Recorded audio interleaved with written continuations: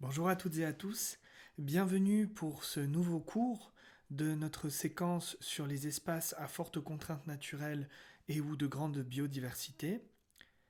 Cette séance sera la dernière de cette séquence. Je reprends un petit peu ce que nous avons vu hier. Hier, nous avons vu qu'il existait des contraintes naturelles de différents types, par exemple le relief, le climat, les forêts denses ou l'isolement. On a vu pourquoi est-ce que ça pouvait être des contraintes, pourquoi est-ce que ça rendait le mode de vie des habitants de ces milieux compliqué. En deuxième exercice, nous avons vu que les hommes devaient surmonter ces contraintes. Et on avait vu un petit peu comment ça se passait, par exemple, sur l'île de la Réunion.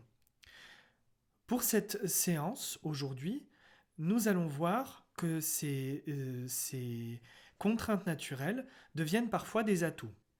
Et pour commencer, j'aimerais que vous preniez, s'il vous plaît, le document 3 de la page 183.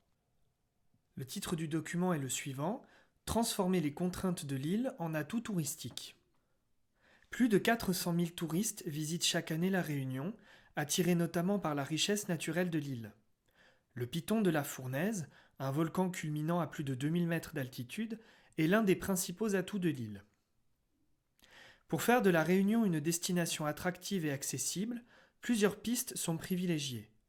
Faire baisser le prix du billet d'avion, miser sur nos atouts et nos richesses avec le label Destination Nature, Authenticité et Bien-être, faire des sports et loisirs de pleine nature un atout pour la commercialisation de la destination Réunion. Il s'agit d'une tribune de Thierry Robert publiée sur le site de presse réunionnais ipréunion.com, datant du 28 novembre 2015. Maintenant, j'aimerais que vous réfléchissiez par vous-même à la question suivante. Comment l'espace à forte contrainte peut devenir un espace attractif? Et je vais vous laisser 5 minutes pour y réfléchir. Relisez le document et essayez de voir comment est-ce qu'un espace à forte contrainte peut devenir un espace attractif. On peut voir clairement dans le document qu'il y a plusieurs pistes qui sont mises en avant pour transformer ces contraintes naturelles en atouts. Le but est de rendre l'île de la Réunion attractive et surtout accessible. C'est ce que ce monsieur nous dit dans ce document. Comment, par exemple, en faisant baisser les prix des billets d'avion. Et surtout, c'est de miser sur ses atouts et sa richesse. Mais quelle richesse et quels atouts? Justement, les atouts et la richesse naturelle. Mais il y a une chose qui est évidente, c'est que la mise en valeur, elle dépend des richesses du pays. Pourquoi? Parce qu'il faut construire des aménagements. Ça veut dire qu'il faut avoir des aéroports, par exemple. Donc il faut avoir l'argent pour construire les aéroports. Il faut aussi être capable de construire des hôtels pour les touristes. Il faut aussi pouvoir construire d'autres types d'aménagements pour accueillir tous ceux qui veulent aller faire des expéditions sur le piton de la Fournaise. Il faut peut-être baliser le terrain. Il faut faire en sorte que ça puisse être facile d'accès pour tout le monde et que les gens puissent en profiter. Donc il faut faire des aménagements qui coûtent. Après, c'est ce qu'on appelle un investissement. C'est-à-dire que le pays va avancer une somme d'argent, mais en comptant sur le fait que les touristes et d'autres personnes, pas forcément des touristes, mais vont venir et vont payer pour accéder à ceci. Donc, ça va être rentable. Le but, c'est que ça soit rentable au bout d'un moment. Et ces touristes qui sont axés sur la nature, c'est une notion que vous verrez davantage en quatrième. C'est un point du programme de quatrième sur les migrants touristiques. Et ces touristes-là, on les appelle souvent des touristes verts, ceux qui sont tournés vers la nature. Donc les espaces de biodiversité sont très recherchés justement par ces touristes-là, mais pas seulement. Il y a aussi les scientifiques qui recherchent ce genre d'espace, qui vont faire des recherches pour améliorer la science, pour améliorer le quotidien, pour connaître encore davantage différentes choses, peut-être aller découvrir des nouvelles espèces, peut-être aller découvrir des nouvelles plantes. Et il y a aussi les entreprises qui peuvent être intéressées. Celles, par exemple, qui vont construire des aménagements, mais aussi Par exemple, si on fait des recherches sur la nature, il y a des entreprises qui vont payer des chercheurs pour aller trouver des choses qui ne se trouvent pas chez nous, mais qui peuvent peut-être aider la science et peut-être inventer des nouveaux produits, trouver des nouveaux médicaments, inventer par exemple des produits cosmétiques. C'est pour cela aussi qu'il faut protéger ces espaces. C'est pour ça, par exemple, que notre monsieur, dans ce document, propose de mettre en place un label destination, nature, authenticité et bien-être. Une fois qu'on pose un label, ça oblige à ce qu'on protège ces espaces. Donc c'est un moyen aussi de protéger la nature. Pour poursuivre, vous voyez que juste en dessous de ces 3 lignes que vous avez dû écrire, il y a un espace sur la feuille blanche. Si vous n'avez pas la place parce que vous avez dû écrire encore à cet endroit-là, vous allez après la page des définitions ou en bas de la page des définitions, puisque nous n'en rajouterons pas. Et j'aimerais que vous fassiez l'exercice 6 qui se trouve en bas de la page 183. Quel est cet exercice?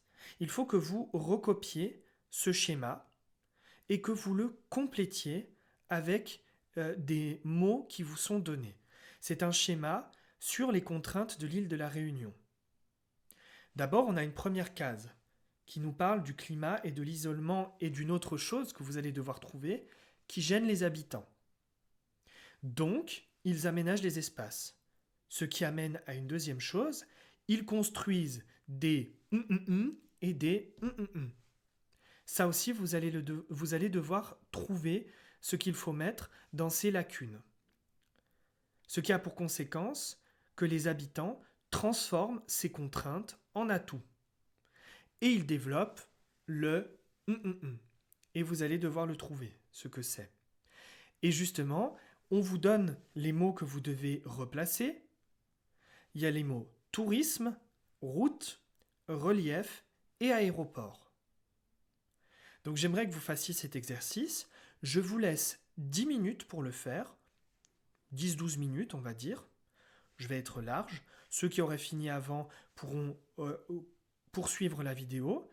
Donc vous mettez tous en pause maintenant. Vous recopiez le schéma et vous complétez ce schéma avec les mots qui vous sont donnés. Et ensuite, on passe à la correction. Passons à la correction. Donc si on reprend le début, le climat, l'isolement et le relief gênent les habitants. Donc ils aménagent l'espace et ils construisent des routes et des aéroports. On peut dire qu'ils transforment ces contraintes en atouts et à ce moment-là, ils développent le tourisme.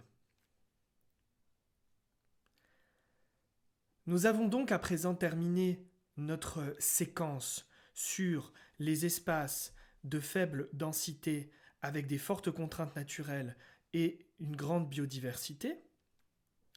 Et pour terminer, j'aimerais que vous fassiez une tâche finale. Alors vous avez remarqué, cette séance était plutôt courte.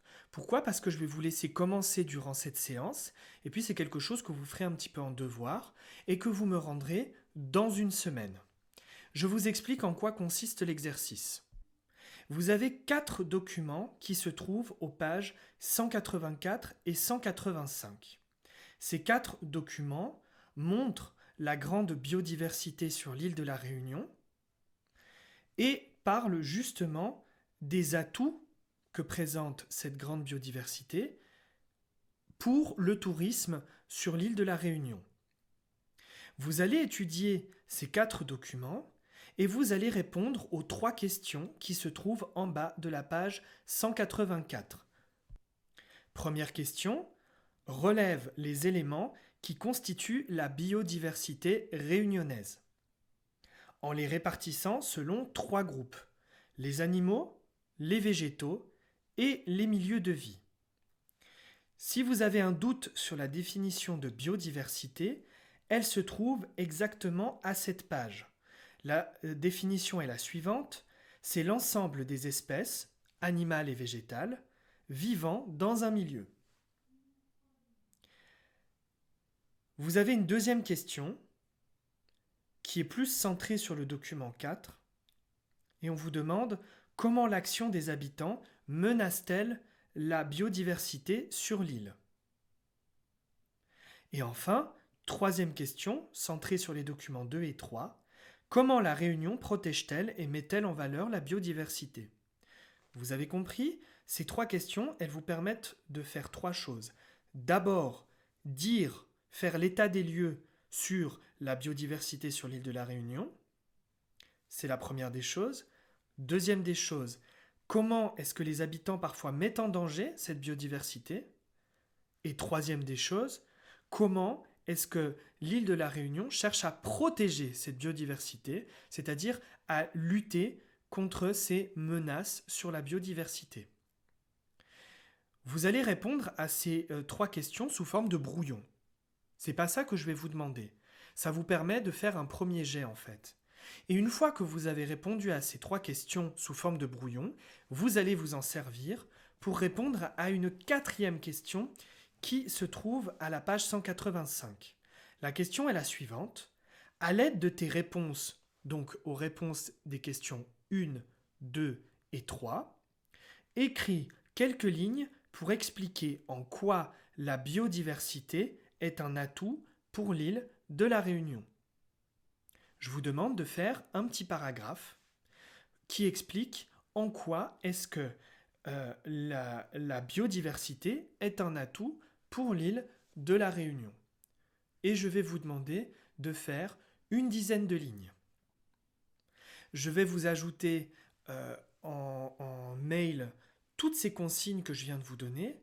Je vais vous les redonner par mail sur École Directe pour que vous ayez une trace écrite. Mais vous avez aussi du coup une trace dans cette vidéo si vous préférez qu'on vous explique à l'oral. Comme ça, vous avez également une trace. Je vais également faire avec vous la lecture de ces documents au cas où il y a quelques petites choses à expliquer. Prenons le document 1. Qu'est-ce que la biodiversité? Donc en plus, vous aurez une explication complète de ce qu'est la biodiversité. La biodiversité, c'est l'ensemble des milieux naturels et des formes de vie, les plantes, les animaux, les champignons, les bactéries et même les virus, ainsi que toutes les relations et interactions qui existent d'une part entre les organismes vivants eux-mêmes et d'autre part entre ces organismes et leur milieu de vie. Imaginez, vous prenez la liste de tous les êtres vivants dans un milieu. Par exemple, vous prenez la Belle de Mai. Vous allez faire la liste de toutes les espèces qui vivent à cet endroit-là. Le plus évident, c'est de trouver qu'il y a des êtres humains, nous, mais vous allez voir qu'il y a d'autres espèces aussi. Peut-être qu'on va retrouver des fourmis, peut-être qu'on va retrouver des rats, peut-être qu'on va retrouver d'autres types d'espèces animales. On va aussi trouver des espèces végétales. Prenez la place Cadena par exemple, on va trouver des arbres. Et on va chercher de quel type d'arbre il s'agit. Peut-être un platane par exemple. On va regarder aussi s'il n'y a pas des bactéries, des virus, des champignons, etc. Et on fait la liste. La biodiversité, c'est de regarder la relation que chacun de ces êtres vivants a avec son milieu, c'est-à-dire avec le quartier de la Belle de Mai. Et c'est également de faire le constat des relations que ces espèces ont entre elles dans ce milieu. Exemple, l'être humain et le rat, ou l'être humain et l'arbre, ou l'arbre et un champignon. Vous voyez, c'est tout ça de regarder ce qu'est la biodiversité. On reprend le document. Nous autres, humains, appartenons à une espèce, Homo sapiens, qui constitue l'un des fils de ce tissu. La notion même de biodiversité comprend trois niveaux interdépendants. Premier niveau, la diversité des milieux de vie à toutes les échelles, des océans, prairies, forêts, au contenu des cellules, en passant par la mare au fond de son jardin, ou encore les espaces végétalisés en ville.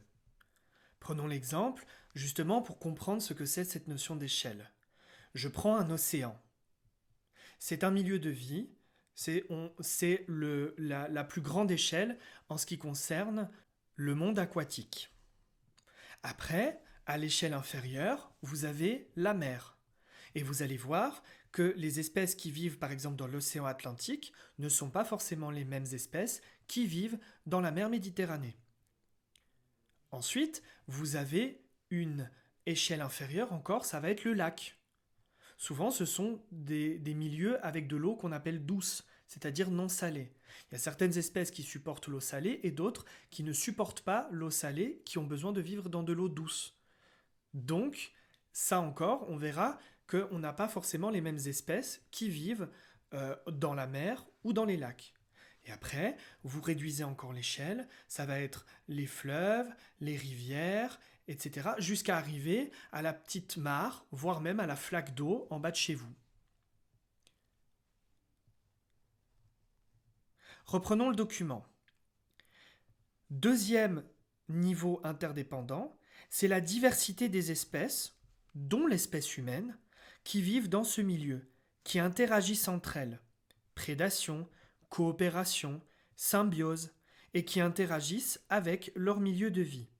C'est ce que je vous expliquais avant, c'est la relation entre les individus des différentes espèces. J'avais pris l'exemple de l'homme et du rat par exemple, ou de l'homme et de l'arbre qu'on appelle le platane. Et c'est l'interaction aussi avec le milieu de vie. Et enfin, troisième niveau, c'est la diversité des individus au sein de chaque espèce. Nous sommes une seule et même espèce, l'espèce humaine Homo sapiens. Eh bien, l'étude de la biodiversité, c'est aussi de voir les relations entre les individus d'une même espèce. Le scientifique qui va étudier ça va peut-être étudier comment se comportent les individus d'une même espèce, par exemple les différents rats. Est-ce qu'ils vont s'entraider? Est-ce qu'ils vont vivre tous au même endroit? Est-ce qu'il va y avoir peut-être des éléments plus forts? Est-ce qu'ils vivent en meute? Est-ce qu'ils vivent séparés? Etc., etc. Ce document est peut-être un petit peu plus compliqué que les autres parce que c'est un petit peu plus de la SVT. Mais vous verrez qu'on a besoin de ces notions-là pour comprendre au niveau géographique comment est-ce que l'homme se comporte vis-à-vis de cela. Deuxième document, la biodiversité marine, un atout essentiel du tourisme. Vous avez dans ce document une image d'un plongeur ou d'une plongeuse qui se trouve dans un milieu aquatique, donc dans l'océan autour de l'île de la Réunion. Et vous voyez qu'il y a des espèces animales, des espèces végétales, et vous voyez que cette personne, ça a l'air d'être un touriste ou une touriste qui est en train de faire de la plongée pour observer ces différentes espèces animales et végétales qu'il ne voit pas forcément chez lui. C'est un type d'activité qu'on appelle une activité balnéaire, qu'on retrouve beaucoup dans les villes qui se trouvent sur un littoral, et particulièrement dans les pays ou dans les villes qui ont une faune et une flore très importantes dans leur milieu aquatique juste à côté. Le document 3 est également une image qui nous montre le cirque de Mafat, une espèce de biodiversité protégée. On appelle ça un cirque parce que ça a une forme circulaire, rien à voir avec les animaux, les clowns, etc. Ça vient simplement du latin et ça veut dire que c'est circulaire. On appelle les cirques avec les animaux et les clowns aussi comme ça parce que si vous avez remarqué, c'est dans un chapiteau et au centre, ça a une forme circulaire. La scène a une forme circulaire. C'est pour ça qu'on appelait ça un cirque. Revenons à notre image. Et vous voyez que vous avez une petite carte qui vous montre où se situe le cirque de Mafat au centre de l'île. Dans un parc naturel, vous voyez qu'on a un grand espace vert au centre de l'île. Et vous avez une légende qui vous dit la chose suivante. Depuis 2006, le cirque de Mafat est au cœur d'un parc naturel national protégé qui couvre près de 40% de l'île. Classé au patrimoine mondial de l'humanité depuis 2010, ce dernier abrite 94% de la biodiversité de l'île, dont 600 espèces de plantes ainsi que des oiseaux menacés. Document 4. La biodiversité menacée à La Réunion. C'est l'autre gros problème de cette nouvelle route du littoral, son impact sur l'environnement. Souvenez-vous, la route du littoral, c'est celle qu'on a vue à la page précédente, à la page 183, et qui fait tout le tour de l'île. Pour construire les 2 tronçons de digues, il faut 18 millions de tonnes de roches. Les autorités réunionnaises viennent de décider que ces matériaux seront importés de l'île voisine de Madagascar. Malgré l'avis défavorable du Conseil national de protection de la nature, qui avait indiqué que cette option aurait été à prohiber, en particulier pour le risque majeur d'introduction d'espèces exotiques envahissantes. Vous avez à la page précédente la définition d'espèce envahissante. Il s'agit d'une espèce animale ou végétale étrangère qui menace la biodiversité du milieu où elle est introduite. Imaginez par exemple qu'on importe une espèce animale sans faire exprès, par exemple on prend l'avion et puis on importe un type de moustique d'un endroit où on était et on l'importe à l'endroit où on arrive. Eh bien, s'il trouve un endroit où il peut se développer, il va peut-être devenir envahissant. Vous avez un cas très concret, c'est par exemple le moustique tigre, qui n'existait pas en Europe auparavant et qui a été importé par les différents voyages et qui devient une espèce envahissante. On est très bien au courant de cela à Marseille. Vous avez d'autres exemples aussi en Europe et à Marseille. Vous avez l'exemple du frelon asiatique, qui n'existait pas ici en Europe, qui existait en Asie et qui a été importé ici. Les espèces qui vivent en Asie, les espèces animales, par exemple les abeilles, savent comment lutter contre ces frelons asiatiques. Les abeilles européennes, elles, ne sont pas capables puisqu'elles n'étaient pas habituées à avoir contact avec cette espèce. Et donc, que se passe-t-il? On a un grand problème en Europe, particulièrement en France, puisque ce frelon asiatique devient envahissant et il a tendance à détruire les différents essaims d'abeilles qu'on peut trouver. Reprenons notre document. La Réunion tente aussi d'exploiter des carrières dans l'ouest de la Réunion.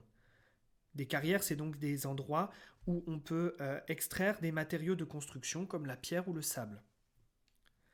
Mais cela reviendrait à arracher des millions de mètres cubes de roches au sein de zones classées comme sensibles sur le plan de la biodiversité. Au-delà de la question des roches, c'est l'ensemble de l'infrastructure qui est considéré comme anti-écologique par les opposants. Et il s'agit d'un document qui s'appelle La nouvelle route du littoral met la biodiversité en péril à La Réunion, article publié sur le site de Mediapart le 24 septembre 2015.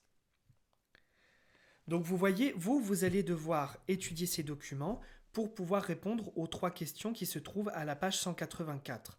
Et une fois que vous avez répondu à ces questions sous forme de brouillon, vous remettez ça au propre dans un seul paragraphe qui répond à la question suivante: en quoi la biodiversité est un atout pour l'île de la Réunion?